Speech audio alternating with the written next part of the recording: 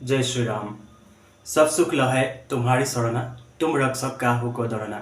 यानी जब हम हनुमान जी के शरण में रहते हैं तो फिर हमें कोई भी चीज़ को लेकर, कोई भी विषय को लेकर हमें चिंता करने की आवश्यकता नहीं है, क्योंकि जब हम सब कुछ हनुमान जी के शरण में समर्पित कर देते हैं तो सब कुछ हनुमान जी संभालने लगते हैं।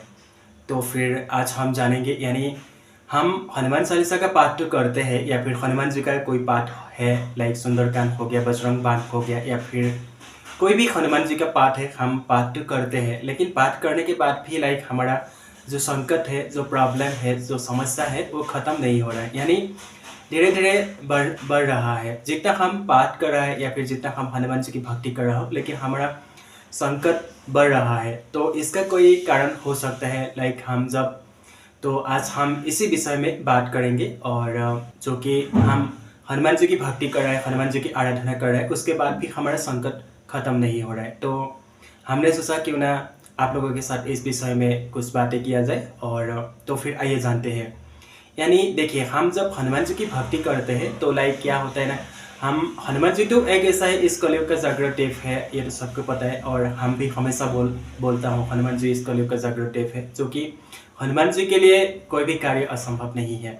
और जब हम सच्चे मन से बिल्कुल शुद्ध होकर के हम जब हनुमान जी की भक्ति करेंगे तो हनुमान जी के लिए, हनुमान जी ऐसा नहीं कि आपका कोई कार्य, लाइक जो प्रॉब्लम है, जो समस्या है वो ख़त्म नहीं हो रहा है, ऐसा हो ही नहीं सकता है, क्योंकि हनुमान जी के भक्त कभी निराशा में रह ही नहीं सकता है। और हनुमान जी हमेशा अपने भक्तों की हर इच्छा पूरी करने के लिए तत्पर रहता है।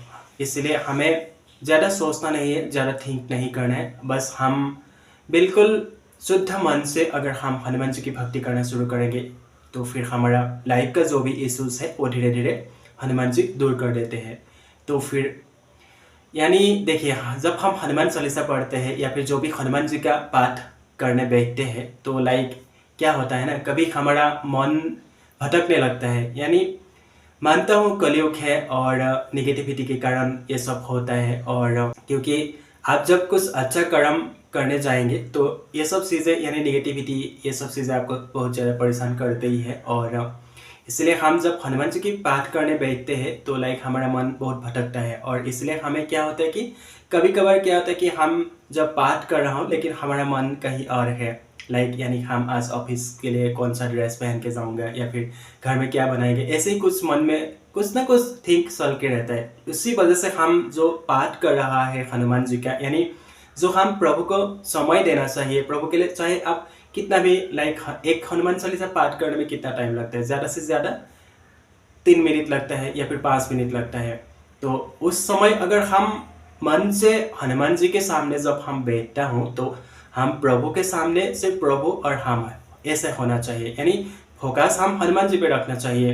तो हमारा मन अगर कहीं और है तो फिर लाइक हमारा जो भी, लाइक आप किसी मनोरथ के लिए आप हनुमान जी के सामने बैठ करके पाठ कर रहा है, लेकिन आपका मन कहीं भटक रहा है। तो इसी में लाइक ऐसा हो जाता है कि जो आपका प्रॉब्लम के लिए, आप मनोरथ के लिए पाठ कर रहा है, उसमें थोड़ा डाउट होने लगता है। यानी देखिए, जब हम भक्ति करने बैठते हैं, पाठ करने बैठते हैं तो लाइक क्या होता है, जब मन भटक जाता है तो जो भी हमारा प्रॉब्लम, समस्या है ना, वो हनुमान जी तक नहीं पहुंच पाता है। और हनुमान जी एक ऐसा है, जो भी कार्य है सच्चे मन से अगर आप पाठ करेंगे तो अवश्य ही आपका पाठ, जो भी मनोकामना है, बहुत जल्द पूर्ण होते हैं। तो हमारा मन भटकता है या फिर हमारा विचार कुछ धारणा, यानी हम सुबह पाठ कर लिया और दिन भर हमारा अलग अलग विचार है मन में, लाइक हम शंका करने लगते हैं, डाउट करने लगते हैं।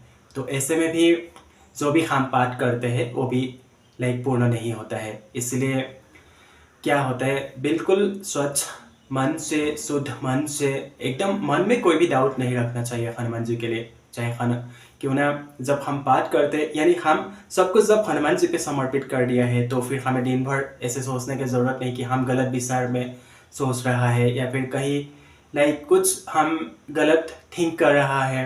तो ऐसे नहीं बिल्कुल करना चाहिए, क्योंकि जब हम पाठ करते हैं तो लाइक जो भी हम पाठ कर रहे हैं उसका फल तो हमें अवश्य ही मिलते हैं। और ये पूरा हम गारंटी के साथ आपके साथ कह सकता हूँ कि आपको फल अवश्य ही मिलेगा।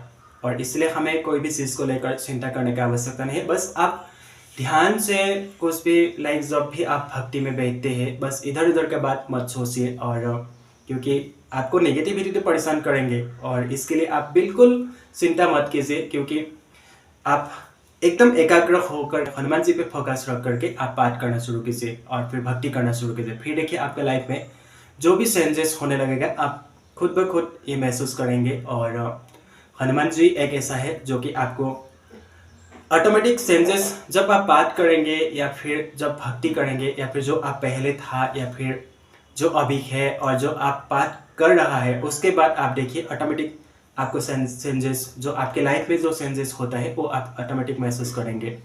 तो इसलिए बिल्कुल चिंता मत कीजिए, जो भी हो रहा है हमारे प्रभु की इच्छा प्रभु की कृपा से ही हो रहा है। ऐसे हमें इसी थॉट के साथ हमें आगे बढ़ना चाहिए, और जितना ज़्यादा हम भक्ति करेंगे यानी हनुमान जी की भक्ति करेंगे तो हमारे लाइफ के जो भी इश्यूज है, प्रॉब्लम है, समस्या है, वो भी धीरे धीरे कम होने लगेगा।